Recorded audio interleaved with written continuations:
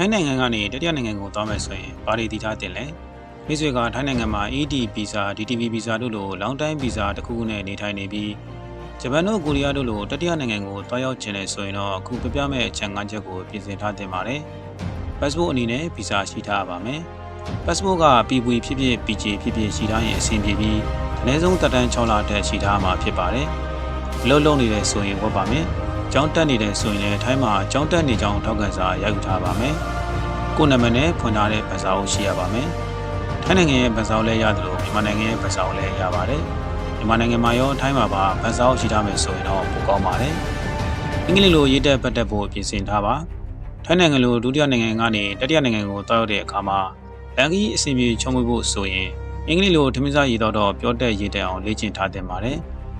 သွားရမယ့်နိုင်ငံရဲ့ဗီဇာ process တွေကိုသေချာလေ့လာပါ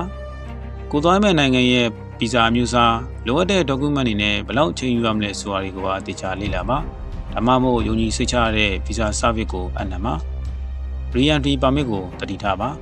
မိတ်ဆွေကတတိယနိုင်ငံကိုအလဲပတ်သွားတာဆိုရင်ထိုင်းနိုင်ငံကိုပြန်လာတဲ့အခါ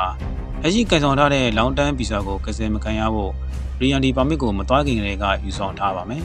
အားလုံးကိုကျေးဇူးအထူးပါပိုကောင်းတဲ့နောက်ဗီဒီယိုတွေမှာပြန်လည်ဆုံတွေ့ကြပါမယ်